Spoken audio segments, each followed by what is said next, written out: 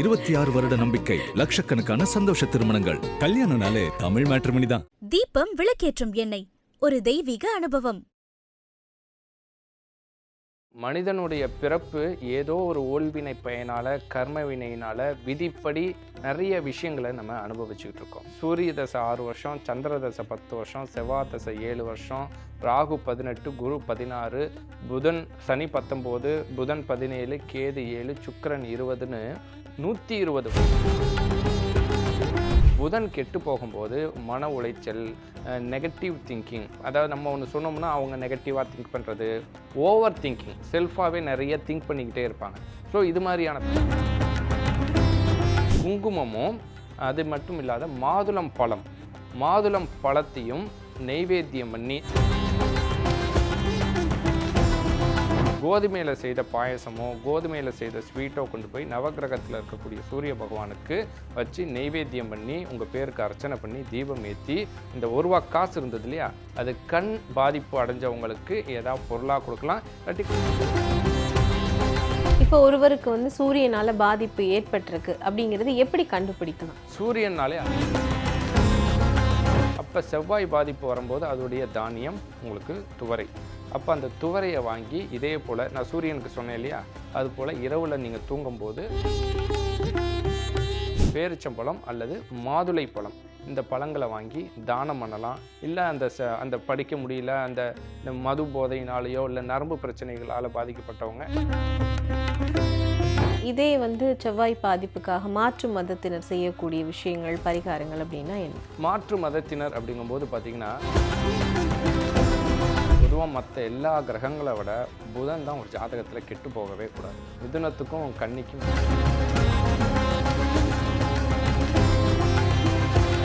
IBC பக்தி நேயர்களுக்கு இனிமையான இந்நேரத்து வணக்கங்கள். இன்று நம்மோடு தவத்திரு அறம்மிகு அடிகளார் ஐயா அவர்கள் இணைஞ்சிருக்காங்க. நிறைய விஷயங்கள் ஐயா கிட்ட கேட்டு தெரிஞ்சுக்கலாம். ஐயா வணக்கம். வணக்கம். குறிப்பாக பரிகாரங்கள், பல நேரங்களில் பல பரிகாரங்கள் நிறைய பேர் நிறைய இடங்களில் செஞ்சுட்டு இருக்காங்க. நம்ம இன்னைக்கு உங்ககிட்ட கேட்க போகிறதுங்க ஐயா, இந்த நவக்கிரகங்கள் இருக்கு இல்லையா, இந்த நவக்கிரகங்களுக்கான பிரத்யேக பரிகாரங்கள் அப்படிங்கிறது என்னங்கய்யா? பொதுவாக பரிகாரங்கள் அப்படின்னாலே எல்லாம் என்ன செய்கிறாங்க, ஆகமம் சாஸ்திரம் அப்படிங்கிறதோட கொண்டு போகிறாங்க. பரிகாரம் அப்படின்னாலே சீர்படுத்துதல் அப்படிங்கிறது தான் பொருள். இப்போ மனிதனுடைய பிறப்பு ஏதோ ஒரு ஓல்வினை பயனால், கர்ம வினையினால், விதிப்படி நிறைய விஷயங்களை நம்ம அனுபவிச்சுக்கிட்டு இருக்கோம். அப்போ இந்த இயற்கை எப்படி தன் வேலைகளை சரியாக செய்யுதோ அதே போல் கிரகங்களும் அதோடைய வேலைகளை செஞ்சுக்கிட்டே இருக்கும். அப்போ அந்த கிரகங்களில் சூரிய தசை 6 வருஷம், சந்திர தசை 10 வருஷம், செவ்வாய் தசை 7 வருஷம், ராகு 18, குரு 16, புதன் சனி 19, புதன் 17, கேது 7, சுக்கிரன் 20ன்னு 120 வருடங்கள் ஒரு மனிதனுடைய சராசரி ஆண்டுகளாக அது வந்தது. அப்போ ஒரு மனிதன் பிறக்கக்கூடிய ராசி நட்சத்திரத்தின் அடிப்படையில், இப்போ சுவாதி நட்சத்திரம்னா பிறக்கும் போதே ராகு திசையில் பிறப்பாங்க. அதுபோல் என்ன நட்சத்திரத்தில் பிறக்கிறாங்களோ அதன் அடிப்படையில் அவங்களுடைய தசா புத்தி அப்படிங்கிறது ஆரம்பிக்கும். அப்போ அந்த தசா புத்தி நடக்கும்போது உங்களுடைய லக்னாதிபதிக்கு 3, 5, 7, 9க்குரியவராக இருக்காரா, இல்லை 2, 4, 6க்குரிய தசா புத்தி நடக்குதாங்கிறத பொறுத்து தான் உங்களுக்கு அந்த தசா புத்தி நன்மை தீமைகளை செய்யும். பொதுவாகவே அதன் அடிப்படை இல்லாமல் கோச்சாரத்தின் படியும் நன்மை தீமைகளை செய்யும். அப்போ நம்ம ஜாதகத்தில் ஒரு வேளை புதன் கெட்டு போச்சுன்னு வைங்களேன், என்ன செய்கிறோன்னு தெரியாத மனக்குழப்பங்கள் வரும். சித்த பிரம்மைகள் எல்லாமே புதன் கெட்டு போனால் நடக்கும். இதை பற்றி நான் பெரிய ஆராய்ச்சியே பண்ணி வச்சுருக்கேன். அப்போ வீட்டில் அக்னி மூலையில் தண்ணி இருந்தால் அந்த வீட்டில் பார்த்திங்கன்னா கண்டிப்பாக பிரச்சனை வரும். அதே போல் புதன் கெட்டு போகும்போது மன உளைச்சல், நெகட்டிவ் திங்கிங், அதாவது நம்ம ஒன்று சொன்னோம்னா அவங்க நெகட்டிவாக திங்க் பண்ணுறது, ஓவர் திங்கிங், செல்ஃபாகவே நிறைய திங்க் பண்ணிக்கிட்டே இருப்பாங்க. ஸோ இது மாதிரியான பிரச்சனைகள் வரும். அப்போ சூரியன் கெட்டு போனால் எப்படி இருக்கும், செவ்வான்னு ஒவ்வொரு கிரகங்களும் கெடும்போது அதற்குரிய பரிகாரங்கள் நம்ம என்ன செய்கிறோம், கோயிலுக்கு போகிறோம். கோயிலையும் தாண்டி சில பரிகாரங்கள்லாம் இருக்குது. அதை தந்திர பரிகாரங்கள்னு சொல்லுவாங்க. அதாவது தந்திர யோகம் அப்படின்னு ஒரு கான்செப்டே இருக்குது. அதுபடி தந்திர பரிகாரங்கள்னு சொல்லுவாங்க. அப்போ தந்திரம் அப்படிங்கும்போது என்னென்னா, இந்த உடல், மனம், ஆன்மா இது மூணுமே பார்த்திங்கன்னா இந்த பிரபஞ்சத்தோட, இயற்கையோட, கிரகங்களோட உட்பட்டது தான். அப்போ இந்த உடல் மண் தத்துவங்கிறது போல் நம்ம இந்த உடலை மையப்படுத்தி தான் பரிகாரம் பண்ணுறோம் கோயிலுக்கு போய். அப்போ இந்த உடலை மையப்படுத்தி பண்ணும்போது இயற்கை சார்ந்த விஷயங்களை வைத்து பண்ணும்போது தான் அந்த தந்திர பரிகாரங்கிறது வேலை செய்யும். உதாரணத்துக்கு ஒரு ஜாதகத்தில் சூரியன் கெட்டு போச்சு. அவங்க என்ன செய்யலாம்னா, செம்பு இருக்கு இல்லையா, காப்பர் சொம்பில் தண்ணி நிரப்பி குங்குமமும் அது மட்டும் இல்லாத மாதுளம் பழத்தையும் நெய்வேத்தியம் பண்ணி சூரிய பகவானுக்கு அந்த குங்குமத்தை அந்த தண்ணியில் சூரிய பகவானுடைய காயத்ரி மந்திரமோ இல்லாட்டி எனக்கு மந்திரமே தெரியாதுனாலும் ஓம் ஆதித்யாய நம அப்படிங்கக்கூடிய சூரியனுடைய மந்திரத்தை ஒரு 108 முறை 54 முறை சொல்லி அந்த குங்குமத்தை போட்டு அதை கொண்டு போய் அரச மரத்தில் ஊற்றினீங்கனாலே அந்த சூரியனுடைய கெட்டுப்போன பலன் உங்களுக்கு சரியா மாறிடும். இதே மாதிரி ஒவ்வொரு கிரகங்களுக்குமே வந்து சொல்லிடுறீங்க? கண்டிப்பாக சொல்லலாம். இப்போ வந்து நம்ம சூரியன்லேருந்தே வருவோம். இப்போ சூரியனுக்கு உண்டான தானியம் எது அப்படிங்கும்போது பார்த்தீங்கன்னா கோதுமை. அப்போ ஒரு மனுஷனுக்கு நீங்கள் என்னதான் வந்து கோயிலுக்கு போய் யாகங்கள் பண்ணி பூஜைகள் செய்தாலும் அந்த தானியம்ங்கிறது பூமியிலேருந்து வர்றது தான். அதுதான் நவகிரகங்களுக்கு உரியதாக போகுது. நம்மளும் உடம்பு வந்து மண் தத்துவம். அப்போ கோதுமையை என்ன செய்யணும், உங்களுடைய உள்ளங்கை அளவுக்கு ஒரு பிடி எடுத்துக்கோங்க. ஒரு பிடி உள்ளங்கை அளவுக்கு எடுத்து வெள்ளை கலரில் கர்ச்சிப்போ இருக்கட்டும் இல்லாட்டி ஒயிட் கலர் பேப்பர் எதுவாக இருந்தாலும் பரவாயில்ல, அதில் போட்டுட்டு ஒரு ரூபா காயினை வச்சு மடித்து தொடர்ந்து 10 ஞாயிற்றுக்கிழமை அன்னைக்கு தலைமாட்டில் வச்சு படுக்கணும்.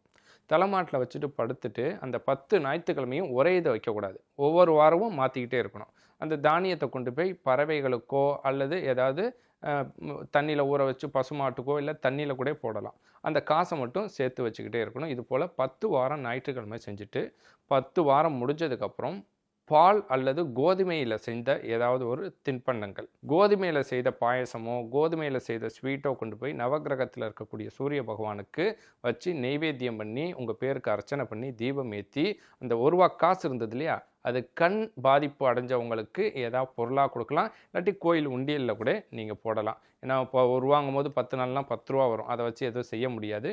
நீங்கள் அதை கோயில் உண்டியலில் கூட போட்டுட்டு, இல்லை நான் வந்து கண் தெரியாதவர்களுக்கு கண் பாதித்தவங்களுக்கு செய்யணும்னா அந்த 10 ரூபாயை நீங்கள் அதுக்கு என்ன செய்யணும்னு நினைக்கிறீங்களோ அந்த காசோடு இந்த 10 ரூபாயும் சேர்த்து அவர்களுக்கு செஞ்சீங்கன்னா இந்த சூரியனால் ஏற்படக்கூடிய பாதிப்புகள் அப்படிங்கிறது குறையும். இப்போ ஒருவருக்கு வந்து சூரியனால பாதிப்பு ஏற்பட்டிருக்கு அப்படிங்கிறது எப்படி கண்டுபிடிக்கலாம்? சூரியனாலே அதிகாரம், அதாவது ஆத்மகாரகன், தந்தைன்னு சொல்லுவாங்க. அப்பா உடல்நலம் பாதிக்கப்படுறது, அது இல்லாமல் அவருக்கு வேலை வாய்ப்பு சார்ந்து அதிகாரங்கள் சார்ந்து உடல் உஷ்ணங்கள் உடல் நோய்வாய்ப்படக்கூடியது கூட சூரியனால் நடக்கும். இன்னும் சொல்ல போனோம்னா கண் சம்பந்தப்பட்ட நோய்கள், அவங்களுடைய முன்னோர்களுடைய சொத்து வராது, அப்பா வழி பிரச்சனைகள், அப்பா வழி குலதெய்வ பிரச்சனை இன்னுமே இந்த சூரியன் கெட்டு போச்சுன்னா உங்களுக்கு குலதெய்வ பிரச்சனைகளுமே ஏற்படும். அது அவங்க கேட்குறவங்களுக்கு அது புரியும். இப்போது சில பேருக்கெல்லாமே வந்துட்டு ஜாதகமே இருக்காது, இல்லை அவங்க வந்து இந்த ஜாதகம் எழுதுகிற மாதிரி இந்து சமயத்திலையோ இந்த மாதிரி நம்ம ஃபாலோ பண்ணுற மதத்துலேயும் இருக்க மாட்டாங்க. இப்படியானவங்க எல்லாம் இந்த பரிகாரத்தை செய்யணும் அப்படின்னா இந்த பரிகாரங்கள் அவங்களும் செய்யலாமா? ஏன்னா அவங்களுக்கு கண்டிப்பாக ஜாதகம் பார்க்கறதுக்கு வாய்ப்பு இல்லை. அவங்க வாழ்க்கையில் நடக்கிற பிரச்சனைகளை வச்சுக்கிட்டு தான் நமக்கு இது ஏதோ ப்ராப்ளம் இருக்குது அப்படிங்கிறதையே ஃபீல் பண்ணுவாங்க. அப்படியானவங்க என்ன மாதிரியான பரிகாரங்களை செய்யலாம்? அந்த மாதிரி இருக்கிறவங்க என்ன செய்யலாம்னா, அதே போல் ஒரு காப்பர் சொம்பில் ஃபுல்லாக தண்ணி ரொப்பி பச்சை கற்பூரம் இருக்கு இல்லையா, பச்சை கற்பூரமும் அதே போல் கல்லுப்புமே தண்ணியில் போட்டு நைட்டு தூங்கும்போது தலைமாட்டில் வச்சுக்கணும். வச்சுட்டு மறுநாள் காலையில் பக்கத்தில் ஏதாவது அரச மரமோ அல்லது வேறு ஏதாவது மரங்கள் இருந்தால் அந்த மரத்தில் அந்த தண்ணியை கொண்டு போய் ஊற்றிட்டு அவங்க எந்த தெய்வத்தை இஷ்ட தெய்வமாக, கிறிஸ்டினோ இஸ்லாமோ, அவங்க என்ன தெய்வத்தை இஷ்ட தெய்வமாக வணங்குறாங்களோ அவங்கள வணங்கி பிரபஞ்சத்தை இயற்கையும் வணங்கினாங்கன்னா கண்டிப்பாக அவங்களுடைய பிரச்சனைகள் சால்வ் ஆகும். இல்லை அப்படின்னா சூரியனுக்கு உண்டான பழங்கள் இருக்குது, ஆப்பிள், ஆரஞ்சு, இந்த மாதிரியான பழங்களை காலையில் உணவுக்கு முன்னாடி எடுத்து அவங்களுக்கு இஷ்டப்பட்ட தேவதை, அதாவது எந்த சாமியாக வேணாலும் இருக்கலாம், உள்ளங்கையில் வச்சுக்கிட்டு அவங்கள பிரார்த்தனை பண்ணி அந்த பழங்களை உணவுக்கு முன்னாடி, இப்போ எனக்கு சூரியனால் என் கண் நோய் வந்துருச்சு, எனக்கு கண் பிரச்சனை இருக்குது, இல்லை அப்பாவுக்கு உடம்பு எனக்கு வேலை கிடைக்கல அப்படிங்கும்போது எனக்கு வேலை கிடைக்கணும்னு சொல்லி வேண்டிக்கிட்டு ஆப்பிளோ இல்லாட்டி ஆரஞ்சு இந்த மாதிரி பழங்களை கையில் வச்சு அவங்க டெய்லியும் காலையில் சாப்பிட்டுட்டு அதுக்கப்புறம் உணவுக்கு எடுத்துக்கிட்டாங்கன்னா அந்த சூரியனால் ஏற்பட பாதிப்புகள் படிப்படியாக குறையும், ஒரே நாளில் குறையாது. இல்லை அப்படின்னா அந்த மாதிரி பழங்களை வாங்கி ஏழைகளுக்கு தானம் பண்ணலாம். இதே போல் சந்திரனால பிரச்சனை இருக்குது அப்படிங்கிறத நம்ம எப்படி கண்டுபிடிச்சிக்கலாம்? நமக்கு இந்த கிரகத்தால் தான் ப்ராப்ளம் இருக்குது அப்படிங்கிறத நம்ம எப்படி அறிஞ்சிக்கலாம்? சந்திரன் அப்படிங்கும்போது மனோகாரகன்னு சொல்லுவாங்க. மனம் எண்ணம் சம்மந்தப்பட்ட கிரகம் சந்திரன். சில பேர் பார்த்திங்கன்னா மன உளைச்சல்லையே இருப்பாங்க. எது சொன்னாலும் திருப்தி அடைய மாட்டாங்க, மென்டலி டிஸ்டர்ப்டாகவே இருப்பாங்க. பார்த்துருப்பீங்க நீங்கள். எதுலேயுமே சாட்டிஸ்ஃபேக்ஷன் ஆக மாட்டாங்க, எல்லாத்துலேயுமே எதிர்மறையான எண்ணங்கள் ஓடிக்கிட்டு இருக்கோம், மனக்குழப்பம் இருந்துக்கிட்டே இருக்கும். ஏதாவது ஒன்று செய்ய அப்படிங்கும்போது என்ன செய்வாங்க, செய்ய மாட்டாங்க. இல்லை இது இப்படி செய்யலாமா, அப்படி செய்யலாமா, உங்கள்கிட்ட ஒரு ஐடியா கேட்பாங்க, என்கிட்ட ஒரு ஐடியா கேட்பாங்க, இன்னொரு ஆள்கிட்ட ஒரு ஐடியா. அப்போ மன ரீதியான பாதிப்புகள் தான் சந்திரன் கெட்டுப்போனால் நடக்கும். அது மட்டும் இல்லாத மனைவி அல்லது தாயார் உடல் நலங்களில் பாதிப்பு அடையும். தாயார் இருந்தால் தாயாருடைய உடல் நலத்தில் பாதிக்கும், இல்லாட்டி மனைவியுடைய உடல் நலம் பாதிக்கும். இது மாதிரியான பிரச்சனைகள் வீட்டில் இருக்குனாலே உங்களுக்கு அவங்க ஜாதகத்தில் சந்திரனுடைய பாதிப்பு இருக்குன்னு தெரிஞ்சுக்கலாம். அப்போ சந்திரனுடைய பாதிப்பு இருக்கும் பட்சத்தில் நீங்கள் என்ன செய்யலாம் அப்படிங்கும்போது, இளநீர் இருக்கு இல்லையா, இளநீர் வாங்கி டெய்லியுமே, இப்போ அம்மாவுக்கு உடம்பு சரியில்லைன்னா அம்மா கையால் இளநீர் வாங்கி யாருக்காவது தானம் பண்ண சொல்லலாம். இளநீர் முடியல அப்படிங்கும்போது பார்த்திங்கன்னா இந்த தர்பூசணி பழம் இது மாதிரி, ஏன்னா நீர் கிரகம் சந்திரன். அப்போ நீர் சம்மந்தப்பட்ட காய்களோ நீர் சம்மந்தப்பட்ட பழங்கள் சாப்பிட்றனாலையோ வாங்கி தானம் பண்ணும்போது அந்த சந்திரனுடைய பாதிப்புகள் குறையும். அப்படி இல்லை அப்படிங்கும்போது 1.5 கிலோ நெல் வாங்கி ஒரு வாழை இலை நுனி இலையாக விரித்து, அதாவது எங்கன்னா கோயிலோ அல்லது ஏதாவது குளக்கரை ஆற்றங்கடையில் ஒரு வாழை இலை நுனி இலை விரித்து அதில் பார்த்திங்கன்னா 10 வெற்றிலை, வெறும் வெற்றிலை மட்டும் 10 வெற்றிலை வச்சு ஒவ்வொன்றிலையும் 10 பாக்கு வச்சு 1.5 கிலோ நெல் அதில் கொட்டி அதுக்கு மேலே பச்சை கற்பூரத்தால் தீபம் ஏற்றணும். தீபம் ஏற்றும் போது சந்திர பகவானை பிரார்த்தனை பண்ணிக்கிட்டு மன ரீதியாகவோ அல்லது குடும்பத்தில் ஏற்படக்கூடிய மனக்கசப்புகள் சங்கடங்கள்லாம் நீங்கணும்னு சொல்லிட்டு ஒரு 108 முறை, அதே போல் சோமாய நமக சொல்லலாம், இல்லாட்டி சந்திரனுடைய காயத்ரி மந்திரத்தை சொல்லலாம். அந்த மந்திரத்தை 108 முறை சொல்கிற வரைக்கும் அந்த பச்சை கற்பூரம் அணையாமல் இருக்கணும், அதை போட்டுக்கிட்டே இருக்கணும். முடிஞ்சதுக்கப்புறம் அதை எடுத்து தண்ணியில் விடலாம், அல்லது அந்த நெல்லை மட்டும் பறவைகளுக்கு கொடுக்கலாம். இதை கொடுக்கும்போது அந்த சந்திரனால் ஏற்படக்கூடிய பாதிப்புகள் கண்டிப்பாக அவங்களுக்கு விலகும். இதே மாற்று மதத்தினருக்குன்னா அவங்க என்ன பரிகாரம் செய்யணும்? நான் சொன்னேன் இல்லையா, இந்த இளநீர் தானம் பண்ணலாம், இல்லாட்டி இளநீர் குடிக்கலாம், இல்லைன்னா கடலில் போய் ஸ்நானம் பண்ணலாம், அதாவது கடலில் போய் குளிக்கலாம்.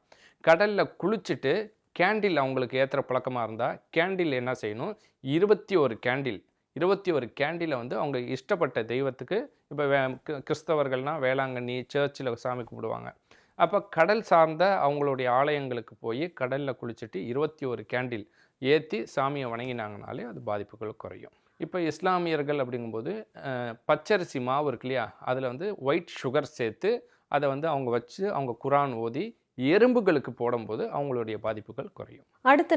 அடுத்த கிரகம் எடுத்துக்கிட்டோம் அப்படின்னு சொன்னால் செவ்வாயினுடைய பாதிப்பு இருக்குது அப்படின்னா உங்களுடைய வாழ்க்கையில் என்ன மாதிரியான பிரச்சனைகள் ஏற்படும்? செவ்வாய் இருக்கிறதுலையே பார்த்திங்கன்னா ரத்தம் சம்மந்தப்பட்ட பிரச்சனைகளை கொடுக்கும், அதிகப்படியான கோபங்கள், அது மட்டும் இல்லாமல் சகோதரங்கள் வீட்டுக்குள்ள உறவுகளுக்குள்ள சிக்கல்கள், இதெல்லாம் செவ்வாய் கொடுக்கும். பொதுவாக ஒருத்தருக்கு செவ்வாய் கெட்டு போச்சுன்னு வைங்களேன், படிக்கிற வயசில் அந்த பையன் ஒழுங்காக படிக்க மாட்டான், பொய் சொல்லுவான், மறைப்பான், ஸ்கூலுக்கு ஒழுங்காக போகாதது, இதெல்லாமே செவ்வாயினாலேயே நடக்கும். சரி, புதன் தான் கல்விக்கு அதிபதி வித்யாகாரகன்னு சொல்லுவாங்க, ஆனால் செவ்வாய் தசை நடந்தாலோ செவ்வாய் பாதிச்சுனாலோ அவங்க என்ன செய்வாங்க, இந்த மாதிரியான பிரச்சனைகள் வரும். சில நேரங்களில் குடிப்பழக்கம் வரும், நரம்பு பிரச்சனைகள், இது எல்லாமே செவ்வாயினால் ஏற்படும். அப்போ செவ்வாய் பாதிப்பு வரும்போது அதோடைய தானியம் உங்களுக்கு துவரை. அப்போ அந்த துவரையை வாங்கி இதே போல் நான் சூரியனுக்கு சொன்னேன் இல்லையா, அது போல் இரவில் நீங்கள் தூங்கும்போது 5 ரூபா காயின் 5 காயின் வைக்கணும். 5 ரூபா காயின் 5 காயின் வச்சுட்டு துவரையை வச்சு அதே போல் வெள்ளை பேப்பர் இல்லாட்டி வெள்ளை துணியில் வச்சு மடித்து படுக்கணும். 7 வாரம் செவ்வாய்க்கிழமை அந்த துவரையை தண்ணியில் ஊற வச்சு பசுமாட்டுக்கு தானமாக கொடுத்துடலாம். அப்படி இல்லைன்னா ஒவ்வொரு வாரமும் தானியத்தை தூக்கி போட்டுடணும், காசை மட்டும் சேர்த்து வைக்கணும். இது மாதிரி செய்யலாம். அப்படி இல்லை அப்படிங்கும்போது பார்த்திங்கன்னா வேல் வழிபாடு செய்யலாம். அதாவது முருகனுடைய வேல் மாறல், வேல் வாங்கி வச்சுட்டு அபிஷேகம் பண்ணக்கூடாது, பஷ்பம் சொல்லியாங்க இல்லையா, விபூதியால் அந்த வேல் மாறல் படித்து முருகனுடைய அந்த வேலுக்கு அந்த விபூதியை அர்ச்சனை பண்ணி அந்த விபூதியை டெய்லியும் வச்சுக்கிட்டு போகலாம். இது ரெண்டுமே முடியாதவங்க என்ன செய்யலாம்னா பேரிச்சம்பழம் அல்லது மாதுளை பழம், இந்த பழங்களை வாங்கி தானம் பண்ணலாம். இல்லை அந்த படிக்க முடியல, இந்த மது போதையினாலேயோ இல்லை நரம்பு பிரச்சனைகளால் பாதிக்கப்பட்டவங்க இதை செய்யலாம். இது எதுவுமே என்னால் செய்ய முடியாது அப்படிங்கிறவங்க எலுமிச்சை சாறு எடுத்து அந்த சாரை விநாயகருக்கு சதுர்த்திக்கு அபிஷேகத்துக்கு கொடுத்தாலும் செவ்வாயுடைய பாதிப்பு நீங்கும். கண்டிப்பாக. இதே செவ்வாய் பாதிப்புக்காக மாற்று மதத்தினர் செய்யக்கூடிய விஷயங்கள் பரிகாரங்கள் அப்படின்னா என்ன? மாற்று மதத்தினர் அப்படிங்கும்போது பார்த்திங்கன்னா பேரிச்சம்பழம், நான் சொன்னேன் இல்லையா, மாதுளை பழம் பேரிச்சம்பழம்னு. அப்போ மாதுளை பழம் பேரிச்சம்பழத்தை நீங்கள் வாங்கி தானம் பண்ணலாம். அப்படி தானம் பண்ண முடியல அப்படிங்கிறவங்க என்ன செய்யலாம் அப்படிங்கும்போது கல்லுப்பை வாங்கி அவங்களுடைய அறையில் வைக்கணும். அந்த அறையில் 5 கிராம்பை நட்டு வைக்கணும். அந்த கண்ணாடி பாட்டில்லையோ கண்ணாடி டம்ளர்லையோ கல்லுப்பை நிரப்பி அதில் 5 கிராம்பை நட்டு வச்சாங்கனாலே அந்த ரூமில் அந்த வீட்டில் ஏதோ ஒரு மூலையில், சனி மூலையிலையோ அல்லது ஏதோ ஒரு மூலையில் வச்சாங்கன்னா அந்த செவ்வாயினால் பாதிப்புகள் விலகும். 15 நாளைக்கு ஒரு முறை அந்த உப்பை மட்டும் மாற்றிக்கிட்டு இருந்தாங்கன்னா போதும். அடுத்து புதன் கிரகம் இந்த மாதிரி கெட்டடிச்சு அல்லது அதனால பாதிப்பு நமக்கு இருக்கு அப்படின்னு சொன்னா என்ன மாதிரியான மாற்றங்கள் நம்மளுடைய வாழ்க்கையில தெரியும்? பொதுவாக மற்ற எல்லா கிரகங்களை விட புதன் தான் ஒரு ஜாதகத்தில் கெட்டு போகவே கூடாது. மிதுனத்துக்கும் கன்னிக்கும் அதிபதி அவர். பொதுவாக எல்லாரும் சனியை பார்த்து பயப்படுவாங்க, ராகு கேதுவை பார்த்து பயப்படுவாங்க. ஆனால் இருக்கிறதுலே புதன் தான் ரொம்ப, ஏன்னா புத்திசாலித்தனம், கல்வி, சாதுரியத்தனம், எந்த விஷயத்தை எப்படி செய்யணுங்கிறத எல்லாமே புதன்னால தான். அதாவது சொல்லுவாங்களே ஞானம், கீர்த்தனை, ஒரு மிகப்பெரிய, அதாவது சாதாரணமாக இருப்பாங்க ஆனால் எதை சொன்னாலும் பேசுவாங்க. ஏன்னா அவங்களுக்கு அந்த புதன் நல்லா இருக்கும். ஏன்னா ஞானத்திற்கு கேது மட்டும் இல்லை, புதனும் உங்களுக்கு ஞானத்தை கொடுக்கக்கூடியவர் தான். வித்யாம், அதாவது கலைகளை கொடுக்கக்கூடியவர். அப்போ அந்த புதன் கிட்டும்போது அப்படிங்கும்போது நான் ஆரம்பத்திலேயே உங்கள்கிட்ட சொல்லியிருந்தேன், மன ரீதியான பாதிப்புகள் வரும். யாராவது பேசுகிற மாதிரி இருக்கிறது, இந்த மாதிரிலாம் கேட்டிருப்பீங்க நீங்கள். ஒரு சைக்காலஜிக்கலி சில பேர் பேய் பிடிச்சிருச்சுன்னுலாம் சொல்லுவாங்க. ஆனால் அந்த புதன் கெட்டு போச்சுன்னா மனநோய்கள் வரும். அதாவது மனக்குழப்பம் வேறு, மனநோய்கள் வேறு. தானாக ஏதாவது யூகம் பண்ணிக்கிறது, தானாக பேசுகிறது, நீங்கள் ஒன்று சொல்லுவீங்க, அவங்க அதுக்கு ஆப்போசிட்டாக பேசுகிறது. இன்னும் சொல்ல போனோம்னா சில விஷயங்களை நம்ம பேசுகிறத அவங்க கேட்கவே மாட்டாங்க. அவங்க என்ன பேசுகிறாங்களோ, அவங்க என்ன முடிவு பண்ணுறாங்களோ அதுதான் சரிங்குவாங்க. இந்த புதன்னால தான் நிறைய பேர் வீட்டில் இப்போ விவாகரத்து வரைக்குமே நடக்குது. இப்போ 7.5 சனி நடக்குது, ராகு கேது தோஷம்னா புதன்னாலேயே நிறைய பேருக்கு. ஏன்னா சூரியன், சுக்கிரன், புதன் 3 பேருமே சரகிரகம், ஒன்றோடு ஒன்று இணைந்த கிரகம். அப்போ புதன் மட்டும் எப்பயுமே தனிச்சு போயோ கெட்டும் போயிடக்கூடாது.